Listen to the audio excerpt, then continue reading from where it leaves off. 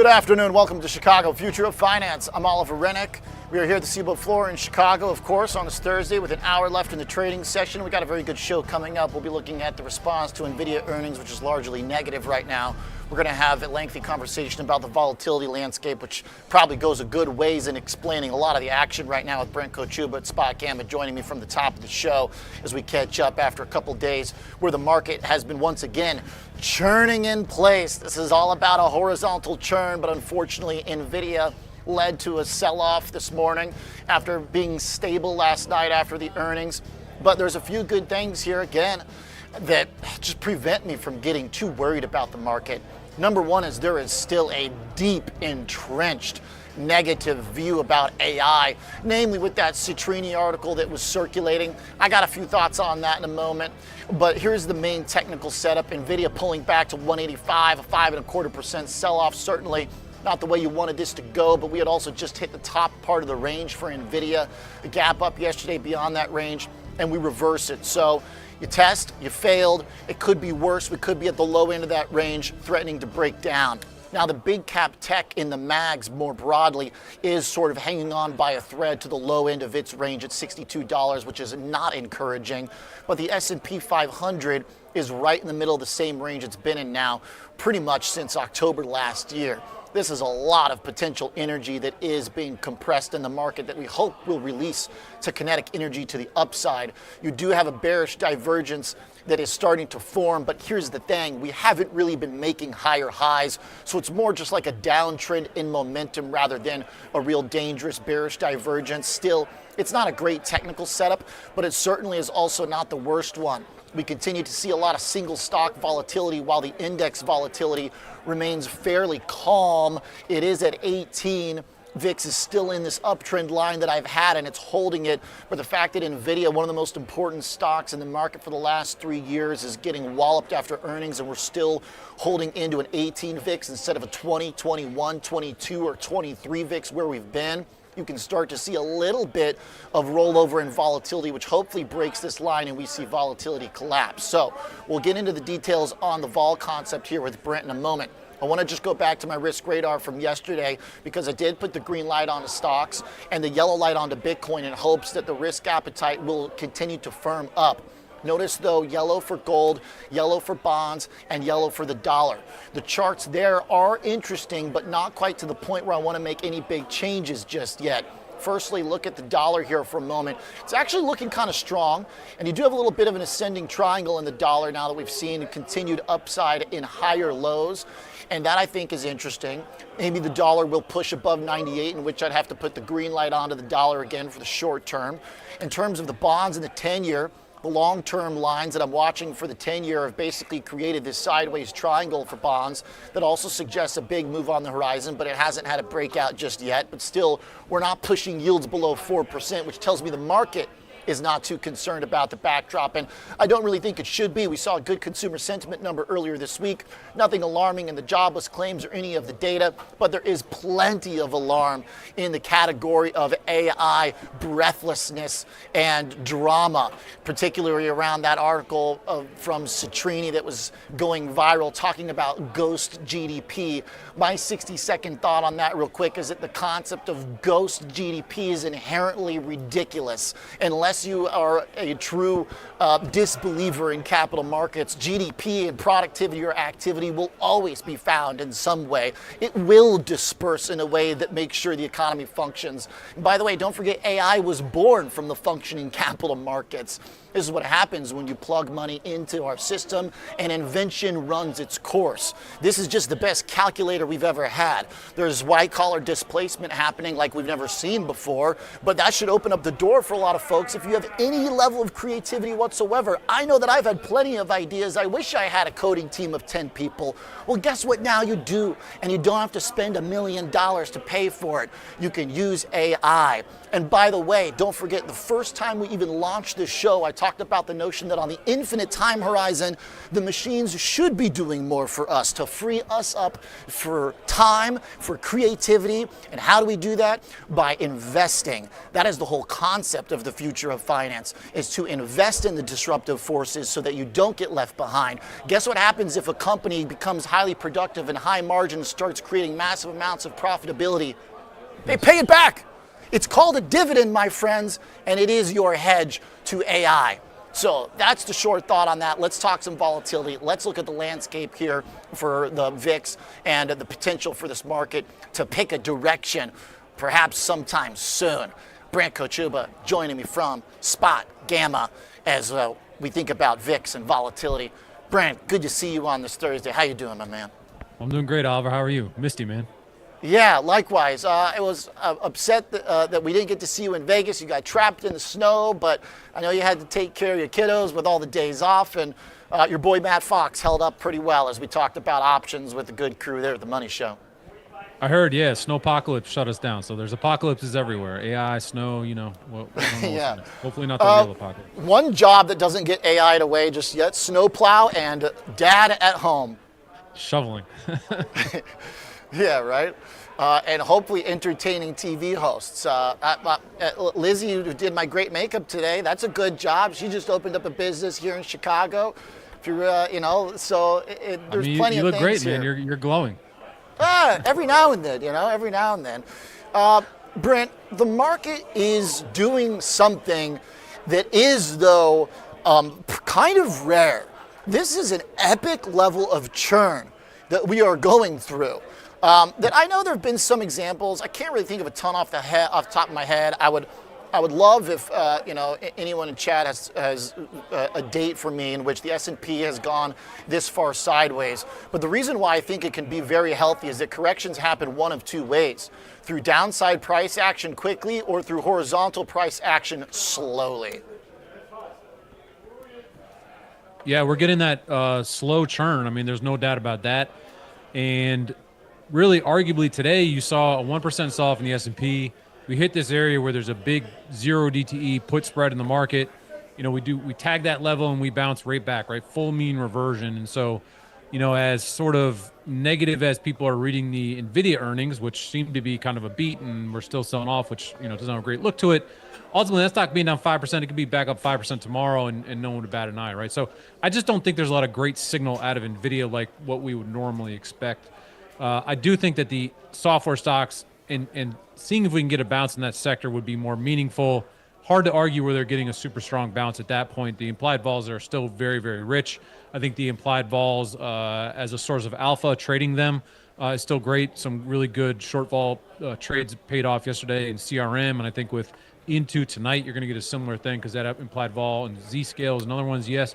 But look, CRM, that's a nice bounce, and they announced a $50 billion buyback, Oliver. So if the AI apocalypse is coming for them, $50 billion doesn't sound like too smart of an idea unless they're trying to basically get rid of all their float by the time the AI takes them over. So, it's an interesting signal there. I think the other thing that I would take away from this market is that implied vol is getting crushed. It's coming down pretty hard. I know in the VIX you see it down a little bit today, but I was just looking at fixed strike vol, and we're down losing about a vol point for everything for the rest of this year. So PPI is tomorrow, but I really think at the end of the day, it's like, look, NVIDIA confirmed that people are still buying AI equipment. The software story maybe is a little bit too stretched to the downside here. That vol is a little bit expensive. So we're seeing the S&P vol really contract. We're still stuck in this range. Everyone's starting to understand that this is just the range at the moment. And so, at the moment, it's like maybe you don't want to buy stocks, but being short at this time, what's your thesis? Yeah, that is a good point, because the short index also hasn't worked, Long index hasn't really worked. Short index hasn't really worked.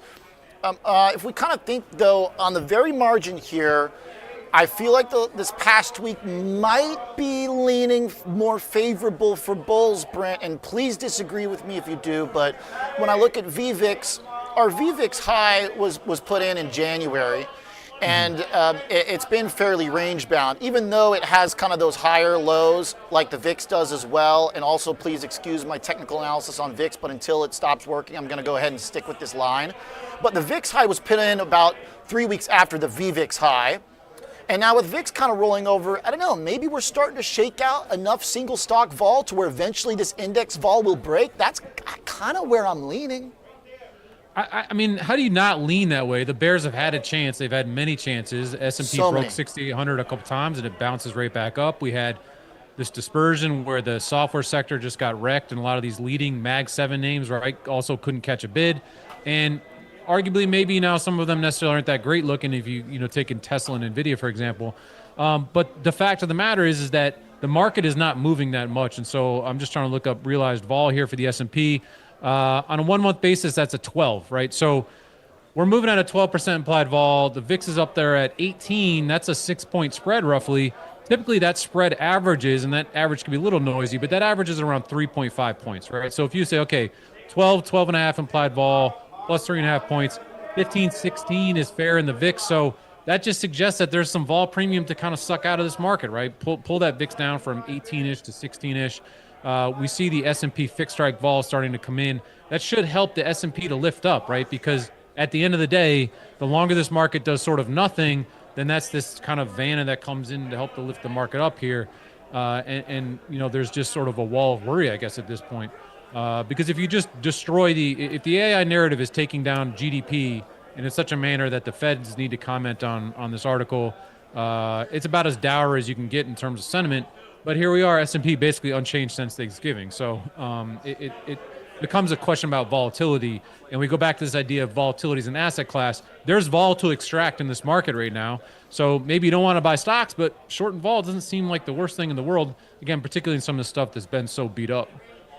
The correlation also did, to your point, the attempt by bears in the first couple of weeks of February. We saw this Core 1M rise to 20 at the high.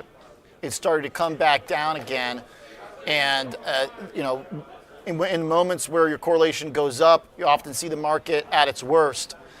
And if that was the market at its worst, maybe we don't have to go back to this super high dispersion, low correlation market again that might also be unsustainable to some degree, but maybe we just float with this Core 1M at 10, 12 range, which could be kind of a healthy reset.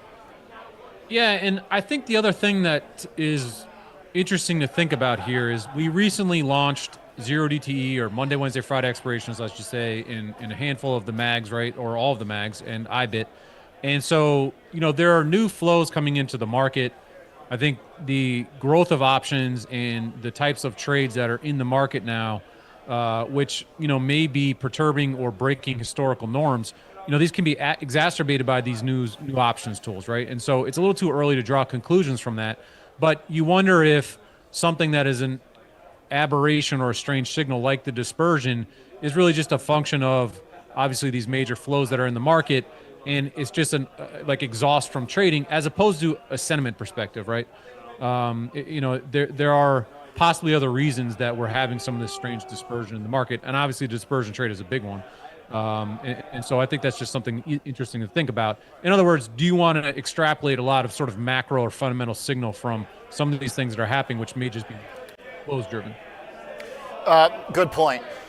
Brent, to break down, or rather to look at two specific areas that have been the most extreme in terms of dispersion, the weakness in cloud versus the strength in SMH. Yesterday, new highs for SMH, pulling back today. I talked about how that chart, both those charts looked bullish to me. So today, all right, fine, give me some flack for the next day being wrong, but I just think intermediate long term, the SMH chart still looks good. Even NVIDIA, and maybe less so mags, I'm feeling fairly hopeful about. But in the concept of dispersion, just kind of going to this idea of these two, of this giant gap, the spread in strength of hardware, weakness in software.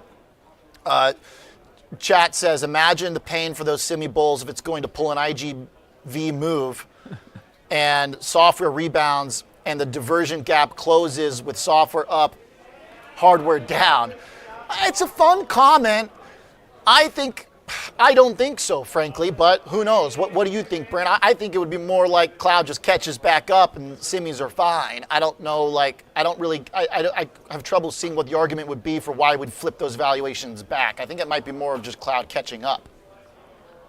Yeah, I mean, what I feel is that we're at a moment in time where it's very hard to predict what's going to happen in the next month in terms of the pace of innovation and what the impact is going to be. I mean, 6 months ago, I never heard of something like data centers or whatever in space. You know what I'm saying? And so it's like, I think it's very hard to say this is what everything is going to be a year, 2 years, 3 years in the future, and then here's going to be the impact of all this sort of stuff, right? So to the point of this is like, well, software is going to die because of AI, right? And all of the white collar jobs are going to go away. Kind of to what you were saying before, it's like, well, is everyone's just going to lay down and die and accept that, or you're going to innovate and you're going to change and adapt and whatever? And so, I just think, again, when you look at CRM and they announce a $50 billion buyback, I don't think they do that if they feel like their entire business is about to be lost by AI. But again, I'm leaking into the fundamentals. The other thing that comes to my mind here is that one of the things that people were complaining about so much, particularly in the end of last year, was the concentration in the market, right? The idea that it was a handful of stocks, the top 8 stocks were 35% of the S&P 500 and over 35% or whatever it was of the weighting of the NASDAQ, for example, right? Well, the breadth now, if anything, seems to be, you could argue, improving. So now we don't necessarily have this uber concentration in the mags. I mean, I think they're still overweight, obviously, relative to, say, history, but maybe you want some of that breadth improving and some of the focus shifting to broad, the tech sector more broadly, for example, right? So maybe some of this stuff is healthy. I would also just say, Oliver, there are some things that look pretty dang good on charts. If you bring up IYT, for example, I'm, again, not a technician, but you look at something like that and you go like, SMH making a new high, is that typically a bearish thing? IYT looks like it's about to start, breaking out here. And so maybe there are some of these other sectors that are going to start taking the baton and leading us. And that would be, I think, a healthy thing for the market. Now, all of this stuff is outside of the options flows.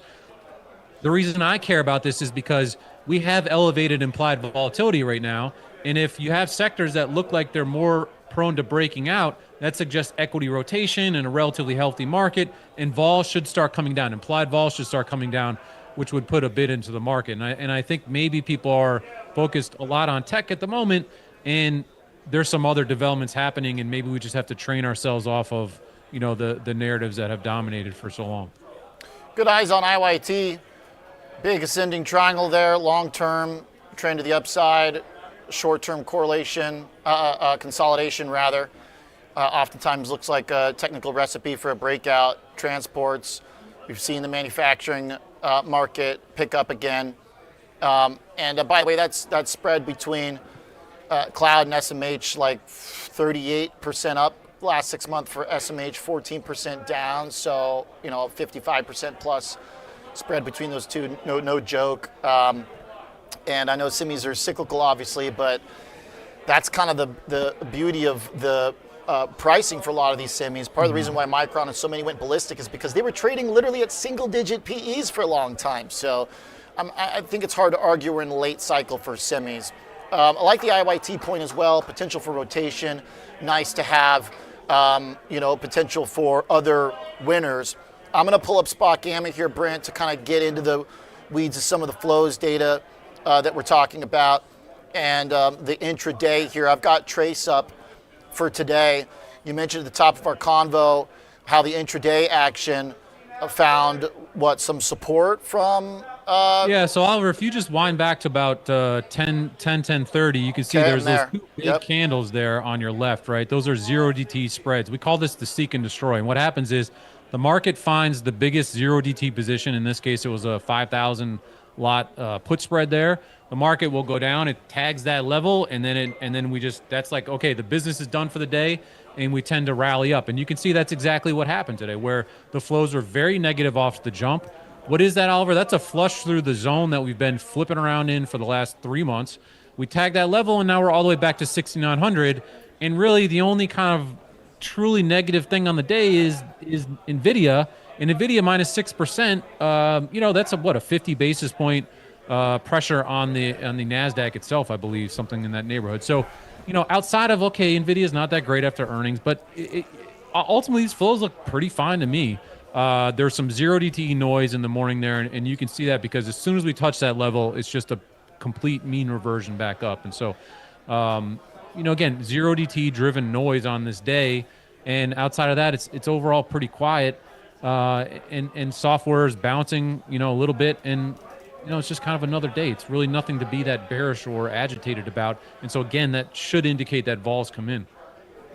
And again, a potential catalyst too. And to the comment that someone had in chat about software going the way of, or hardware going the way of software, this would be the day where that type of thing starts. And a 5.5% move in NVIDIA, I mean, I think part of this is you're at the high end of the range, so it's more likely to kind of pull back there and reset after being range bound. But the other thing too is that that's not some big excursion from the expected move, right? I mean, isn't that what you're saying? It was a 5% implied move, from yesterday. So there you go. You want to make the argument that within the realm of options pricing.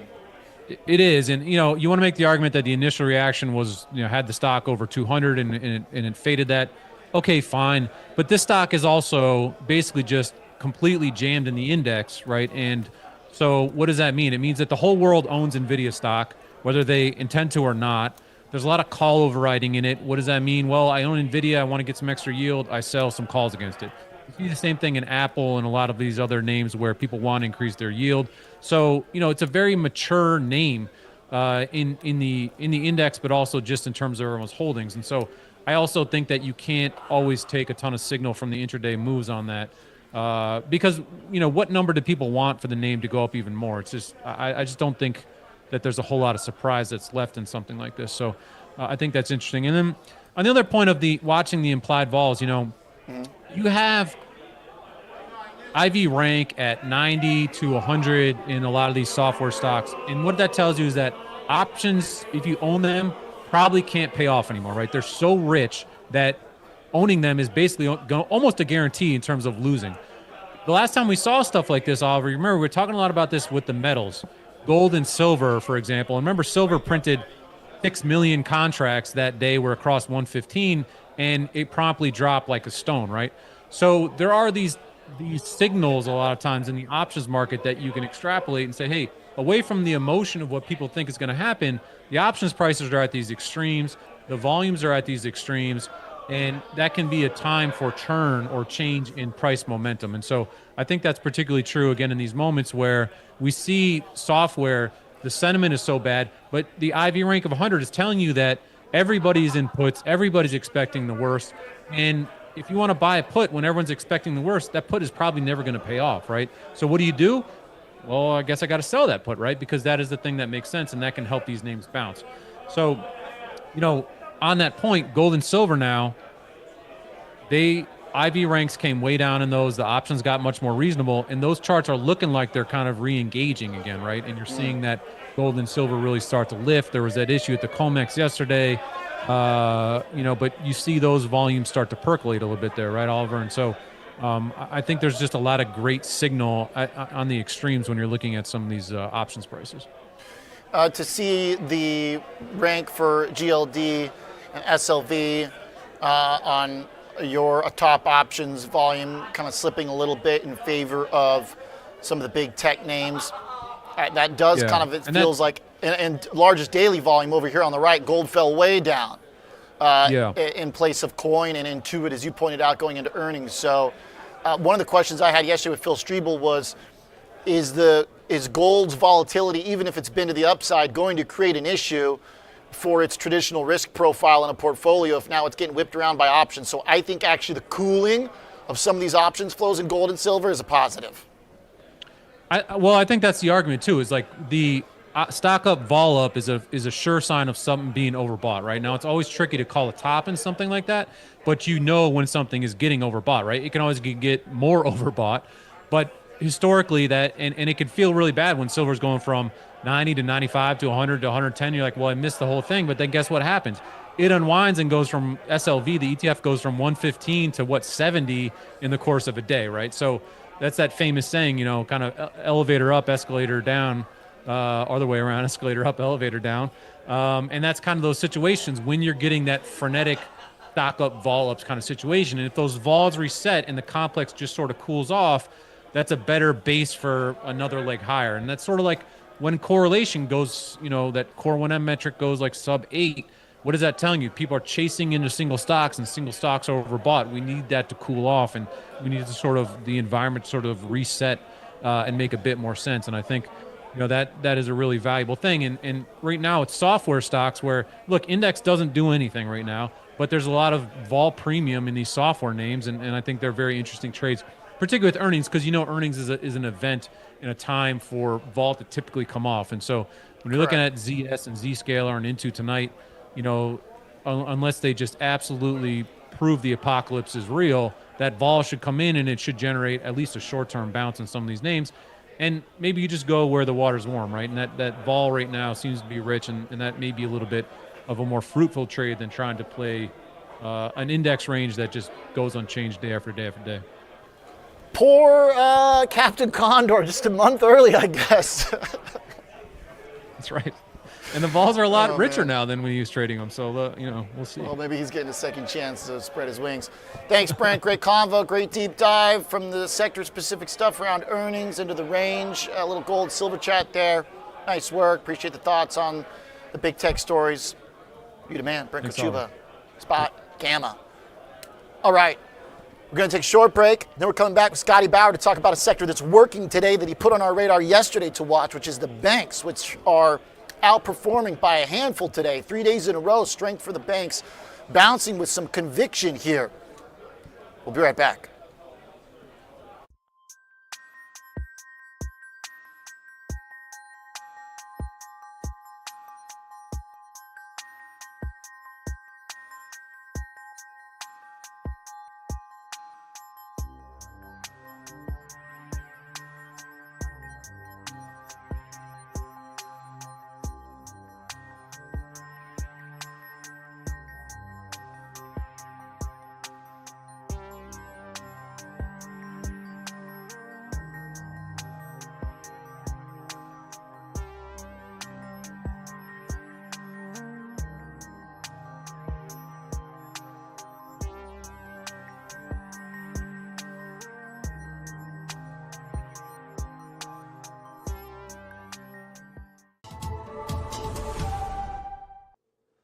With increased volatility, investors are bracing for large market moves, both up and down.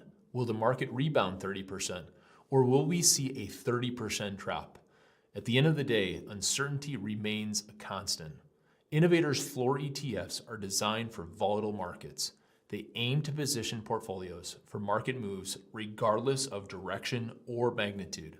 They are intended as a core equity solution, providing exposure to U.S. equities with built-in downside protection, seeking to deliver more than 70% of the upside and targeting a max loss of 8 to 12% annually. With specified levels of sought-after protection and upside participation, we believe the floor ETFs offer an evergreen strategy designed to allow investors to remain invested regardless of the market's direction.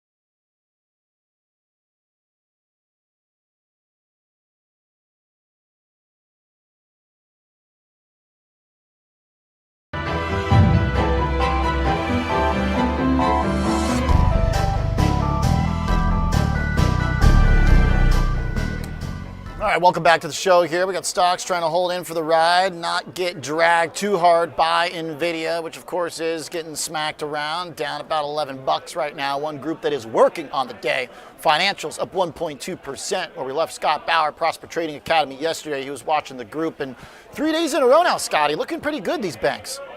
Yeah, and you know what? I like that today there's a lot of volume, and we're higher. We're definitely higher today, but we're seeing JP up 1%.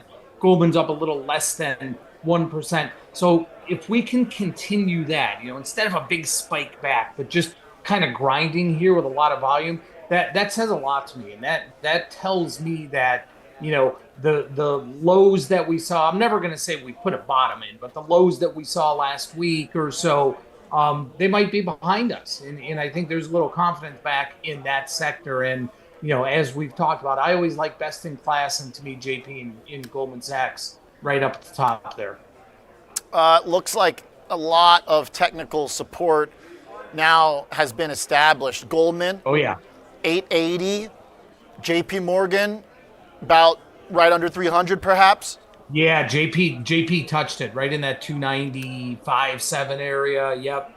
And it bounced. It bounced real nicely. But this is the follow through, like I said, that I want to see, where now, okay, let's just kind of get back to a little bit more normal trade instead of seeing 3-4% rally or anything like that. This would really, really be positive for the banks overall. How do you play it, Scott? You think this is just, you think vol's low enough here to just own premium, bank some calls? It's definitely lower than it was earlier in the week. I'd still probably do this with spreads rather than outright calls or even like a time spread. I would rather do it with a spread, an upside like JP, maybe, the 310, 320, 315, 325, depending on how far I go out. Okay. For me, and we talked about, VIX yesterday, right? You and I talked about this. Could it break through that bottom? And it didn't. We saw it spike back up again. But here we are, after the big move in the market today, where everything was under pressure. VIX has settled in now, only up 80 bips after being up, well over 2+ points earlier. That area we were looking at as support yesterday, I think, still comes into play. If we can hit that and break through that, Oliver, that's when I'm a buyer of premium, not just there, but in some of the equities as well. Okay. So best in class, go for a JP Morgan or Goldman rather than the XLF. My KREs are holding in, regionals doing okay. For sure. Absolutely. I think anywhere you go, even if you go to some of the smaller regional banks, you're going to be fine. I think those have probably a little bit more risk associated with them in terms of what the Fed might do in terms of the pulse of interest rates. That's why I typically like to stay with the bigger ones, best in class. But some of the regionals are pretty strong as well now. So buying spreads in JP Morgan, selling a little upside for potentially the resistance, maybe at like 325. I got that on the chart here. I could see that. I think also this is a trade that pairs nicely for anyone who is generally optimistic on the market, but we got a lot of people that are very nervous, don't know what to do about tech. For sure. Brent brought up IYT, the transport strength. The idea of being able to pair some rotation strength, with a shot on tech. You could take a directional trade on tech. Let's say you really think you want to be short still, or maybe you think you really want to buy the dip, but pairing it with the long banks or the long transports allows you to, I think, embrace the idea of rotation as a different bullish view as well. I agree with that. And it's not dissimilar from the trade that you talked about for so long that was so unbelievable, short MSTR, right? Against pretty much everything else. So yes, you can certainly look at that. I do think we're going to get the opportunity, like we talked about and like we just mentioned. I do think you're going to get the opportunity to be able to buy some premium, some premium that has been a lot cheap or hasn't been this cheap in a long time. Right. We get through the weekend and there's always the geopolitical risk factor that's baked into the market, but we get through these talks with Iran and we get to Monday and we're kind of status quo here. That's really where, to me, we can see the VIX start to break through those lows. Overall, and I know today it's been a volatile market today, right? Wait, S&P's down 80 at their low here. Someone would have said to me, though, starting the day or last night after we saw NVDA printing 200 plus, that stock was going to be down. It's down over 5% today, but S&Ps would only be down 0.5%, and so on. I'd say that's a huge win. I'm with you. I'm in the same boat. I think the same exact thing, that when you've got such a big leader getting smacked on earnings, certainly could be much worse. In fact, we've held in as pretty solid. And good eyes on the bank, Scott. Thank you, sir. I appreciate nice it. call. Every once in a while, right? Yeah. Hey, 3 days in a row. Yeah. Kind of looks like they want to break out. Nice to find things outside the tech trade so you don't have to make this big decision about tech that's making so many people nervous. Great stuff. Appreciate it, Scott. Have a good one. Thank you. You got it. Scotty Bauer, Prosper Trading Academy. All right, when we come back, make a 2-minute buffer break from Innovator, and then we're going to talk some ETFs with the Kingsview / Monarch team for the Cboe Exchange Traded Profile next. Don't miss it. These are really interesting funds we're going to get into when we come back.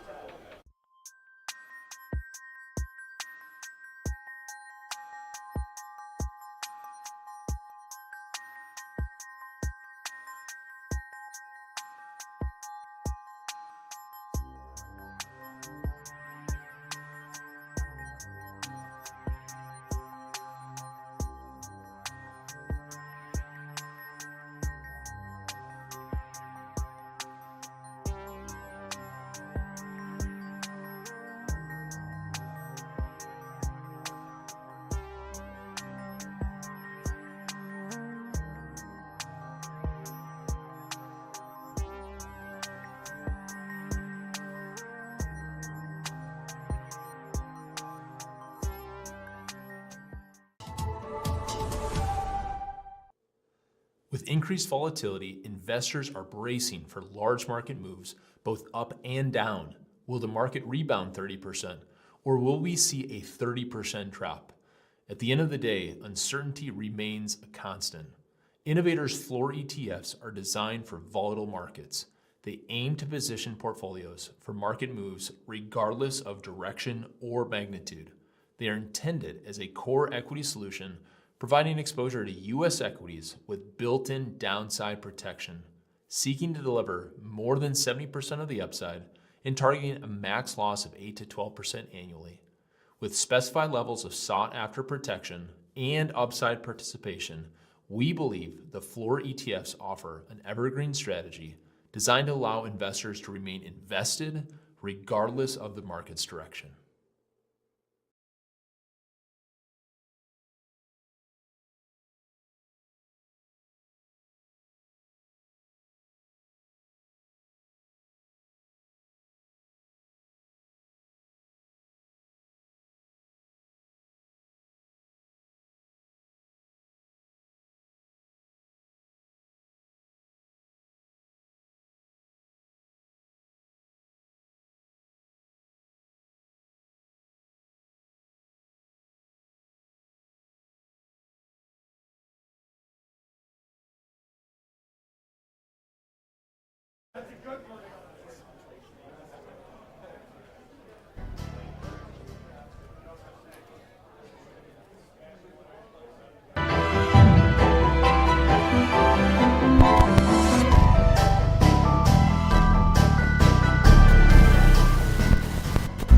Welcome back to Chicago Future of Finance. I'm Oliver Rennick. It's time for another Chicago Board of Exchange, aka Cboe Exchange Traded Profile. I'm here with Yash Patel of Monarch Funds and also Kingsview. We've got two great funds that we're going to talk about that I think have been super interesting.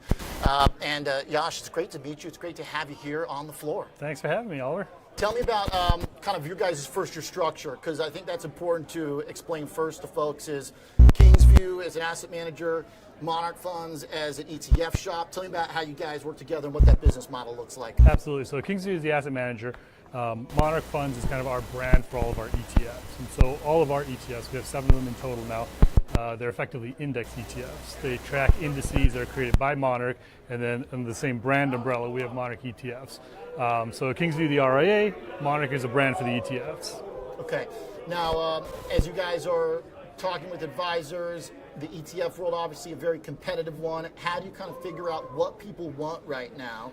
And also in the year-to-date period, it's been kind of a tricky one. You know, like our guests, some of them absolutely love tech, some of them hate tech. Yep. People have been watching gold go berserk. People have been watching Bitcoin struggle. Yep. How do you kind of figure out what that market dynamic lends itself to from a product standpoint? Yeah, great question. So I think one of the great things with what we're doing at Kingsview and our Monarch ETFs is we not only produce ETFs as an asset manager, but we also have advisors all over the country that work for Kingsview. They're Kingsview advisors. And so hundreds of advisors across the country, talking to their clients every day, we get direct feedback from them in terms of what clients are looking for, what they want, what's working and what's not working. And so that's nice, right? As opposed to somebody whose business is really just creating packaged products and selling them and having no kind of link there. So it's good to get that direct feedback from advisors in terms of what they're looking for. Our investment committee also obviously is thinking about all of our products and what we need and kind of marrying that together to say what can we do from a product innovation perspective and what are our advisors looking for. So that's kind of where the product idea set comes from. As you're talking about, what are we thinking about in terms of gold or different things. As I mentioned, all of our ETFs are index ETFs, and so the reality is we're not actually taking active plays on, I like gold now, or I don't like gold now, or here's how I feel about the AI boom or lack thereof. We're letting the indices, which have been built based on a lot of research, kind of do what they're doing, right? There's a defined methodology, there's no discretion from us as an investment committee in how these ETFs work. We follow the index. So the indices are built based on all of the back testing that we've done through time on various different products. They will prescribe what we're buying and selling, and that's what we'll execute in the ETFs. This is where I think we should jump into the first one that I've been pretty impressed by researching and following it along, because I think it kind of answers some of the questions that people are trying to figure out. To your point, which is, where do you go? So you've got a fund that goes everywhere. Yeah. MVFG, let's talk about it. Monarch Volume Factor Global Unconstrained Index ETF. For context, in the last 52 weeks, this is up 32%. Correct. The S&P 500 is up 16%. Correct. The TLT is down 2%. Bitcoin's down 20%. Yeah. So unless you're benchmarking to just pure gold, which I know you're not, that's not the case. This is one heck of a fund. Tell me what you guys are doing here. Yeah, for sure. So as the name says, it's our volume factor global unconstrained fund, and by definition, it's unconstrained. It can go anywhere, and it gets a global exposure. It is a fund of other ETFs, and so the general idea behind this product is we're trying to find out where money is flowing in the market and following those trends. So, from a technical perspective, a lot of people will look at price trends, they'll look at momentum, and often get whipsawed by that because they're chasing prices as they run up, or they kind of miss the bottom when they go out. Our belief for this particular index is that we should be looking at where the cash is actually flowing, right? Where is the direction of capital flow? And so if that direction of capital flow takes us to emerging markets, we'll go to emerging markets. If it takes us to miners, we'll go to miners. If it takes us to AI, we'll go to AI. And so it's a quarterly rebalance fund, and that's kind of where we've been. So we've seen varied exposure over time, but having that ability to be unconstrained, having that ability to go wherever the capital flows go, really helps us be nimble. There's a second component to that story as well, which is on the risk side of things. One of the other things we'll do is we'll look at broad-based capital flows, and if we feel like they're going in the wrong direction, they're not going with where the markets are, we have the ability to de-risk the portfolio by moving into a partially or a fully defensive position. Okay. And so, all of this fits very well with our idea of diversification. Really being able to bring products into client portfolios that are different ideas and uncorrelated to whatever else they have, whether they're managing risk or whatever else it may be doing. So I know that's a lot to throw out there, but the message I would send in broad strokes is just that. Follow the cash flow, see where volume is going, follow the volume, and then go into any market area there it makes sense. Right now, it seems like the approach has brought you guys to EM. Is it pretty big? 4.4%? Correct. You've got two different forms of EM in there, so I guess that kind of international rotation leadership is an important part of this right now? Yeah, it is. That's where we're seeing the capital flow right now. So we've moved into EM. We've also got exposure to kind of mid caps and small caps. We're seeing capital flows go there as well, which perhaps, again, makes sense. We've been on a large cap rally for some time. It makes sense that people are kind of cooling off on that, if you will, and moving money to other places. So that's the story at present based on the last rebalance with EM exposure, mids and smalls. When you're looking for, I guess, the alpha from here, one of the stories, of course, I mentioned gold. How does the trade in gold, silver work into the strategy of going anywhere? And has the risk profile changed of these assets? based on their volatility over the last 6 months? Yeah, great question. From our perspective, again, we're following volume. We're following where the cash flows. Where do we see the money moving? And we did actually see pretty sizable moves towards gold, towards silver, towards miners as well in general, particularly last year and the early part of this year. And so we followed that. No, not so much a view on volatility as much as that's where we see the cash moving. And so as money's moving into these areas, that's what we're following. Okay. Where do you think the puck is going in terms of U.S. equity? And I've got the listings up right here. Yeah. I don't know some of these ETFs off the top of my head, so tell me kind of where the U.S. story boils down for you. I mean, I guess I see some Russell in here maybe? We do. Some mid-cap? Yeah, we do. We still can maintain exposure to the U.S. U.S. exposure is still the majority of our portfolio. While we do have a component of EM and other international, at this point it's probably about a third or so. Okay. So we still like the U.S. equity story. As I mentioned earlier and you noted, we have shifted away a little bit from large caps more into mid and small. And again, I think that rotation makes a lot of sense. Take some profit from where we've seen runs. We've seen a lot of the big names, as I'm sure you've covered ad nauseum, NVIDIA and all these others, perhaps not today, but just over the last year have been running. And so moving away from that into some other market sectors. How much does this also try and make the job easy for the advisor, putting it all in one place? I imagine that a Go Anywhere fund lends itself to maybe lower costs, lower fees perhaps, instead of having, because you're compiling ETFs on your own basically, so the fee gets kind of layered in. Correct. So there's a fee to the ETF, and it's on top of the actual underlying ETFs that we hold. While this is an index product, the index it's managed is actually one that is active in the sense that it's not just, okay, pick the top 500 names based on market cap. So there's a lot of research and alpha generating work that goes into that, and so the fees kind of represent this. And to me, this is kind of a section of ETFs that's kind of new and opening up, right? Everybody's used to cheap beta. I can go buy IVV for a handful of basis points and get that. And then there's also the world of formerly active mutual funds and now active ETFs that might be $1.25, $1.50 or more. We kind of sit in between, where we still have an active component to the index in that, as I mentioned, it's not passive. And so there's some fees from there. It's not quite as high as you would find in other active products, but we're not 7 basis point beta either. From an advisor perspective, I think it's a great fit for the portfolio. Which I do think makes sense, by the way, because again, you're assuming some of that Correct. cost of putting these things together. There's as research. well, otherwise That's taken right. care of, That's exactly right. That's exactly at right. the manager level. That's exactly right. So we're alleviating the need for research, which is, like, first and foremost, kind of what we do, right? There's a lot of work, a lot of back testing, a lot of understanding different market cycles and how these things perform, and really lifting that responsibility in some sense over to our investment committee to say, here's where we should buy and sell. So from the advisor perspective, it's great because now it gives them a single product that they can just drop in and get a diversified exposure to whatever else they might have in the client's portfolio. So they've got their standard equity fixed income blend within equity. Maybe they've got some international, they've got some domestic, they've got large, mid, whatever, but those are all passive exposures.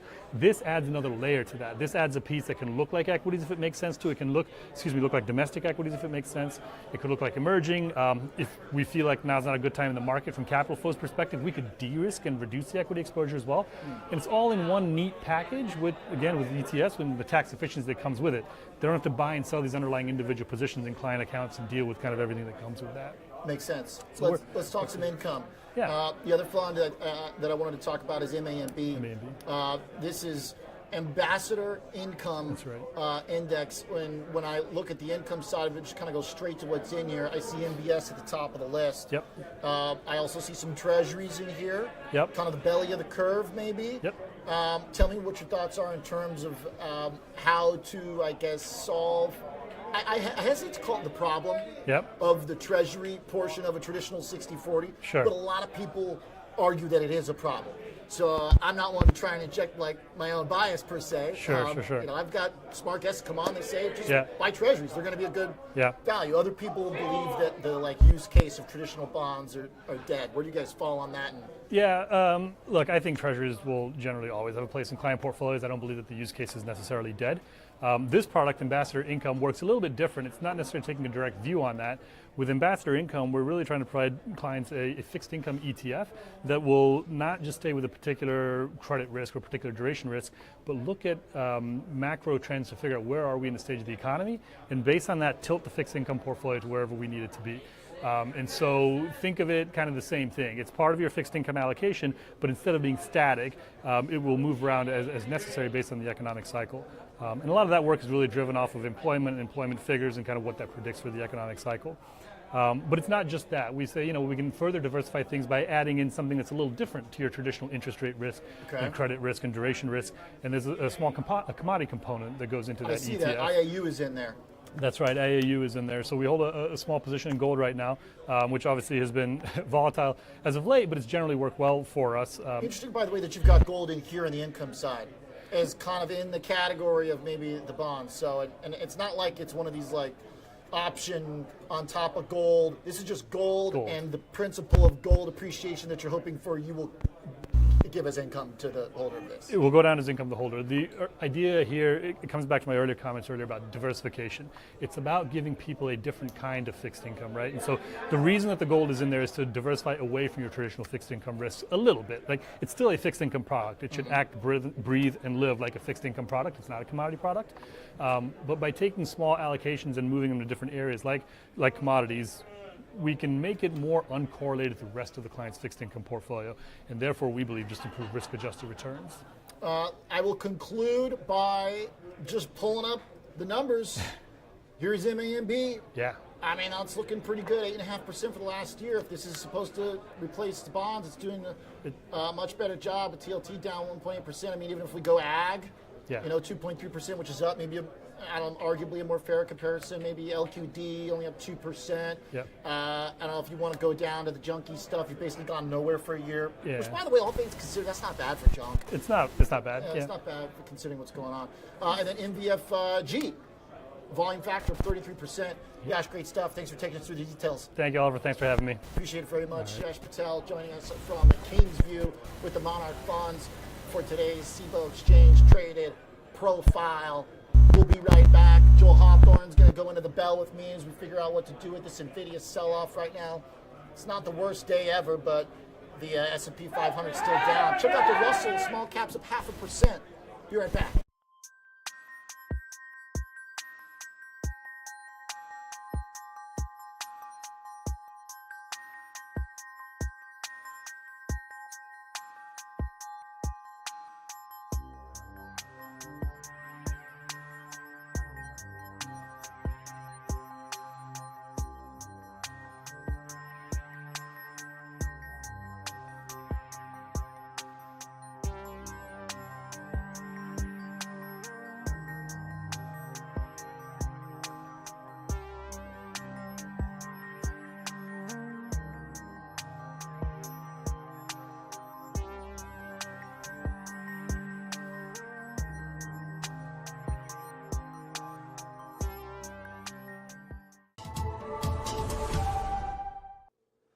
With increased volatility, investors are bracing for large market moves, both up and down.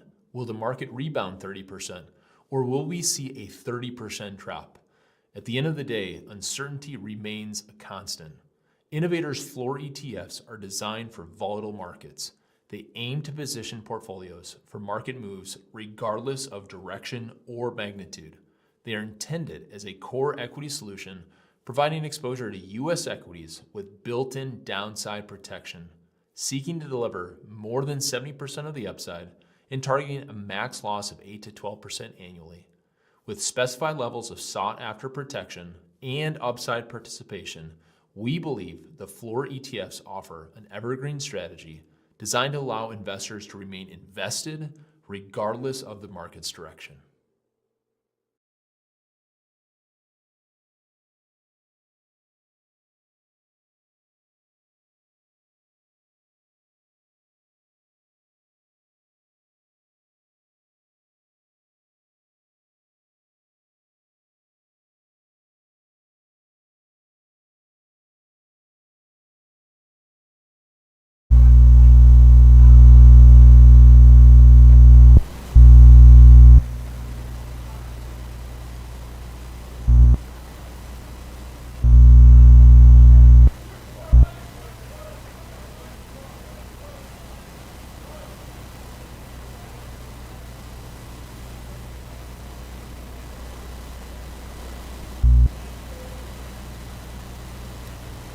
Welcome back to Chicago Future of Finance.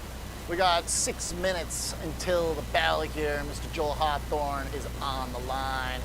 take us into the ringing here, Joel. I mean, I think this could be a lot worse of the day. You got the Russell actually pushing 0.5%, you know? Yeah, man. Thanks for having me. Glad to be on today. I think we were kind of texting the past couple of days, just kind of talking about markets, talking shop. And it just seems like the narrative hasn't changed. I mean, for me, as I said, as I was saying to you, it feels like a lot of the individual sector leaders have detached from the indexes, right? And a lot of these names that have been under pressure, the index, especially particularly the SPX, 6,900, we've been in this range in that area since about November. And it's been just the same old song. So I think it's contributed to some of the short-term options that expire daily. Zero DT, obviously, we talk about that a lot. And SpotGamma does a really great job. I follow them on Twitter talking about that stuff. So I think that is a catalyst there. And I think there's other catalysts there to be said as well. But I think that's a large part. Holding us up, right? Those flows being pretty constructive, I think. Absolutely, absolutely. I definitely think it's holding us up because when you look at some of these names, I mean, look at NVIDIA today, right? And then you think about NVIDIA, just to talk just volume today. We're talking NVIDIA's volume today. We're literally talking about, I mean, it's the market leader today. I mean, we are well into some major numbers for volume just in the underlying. And we are down over 5%.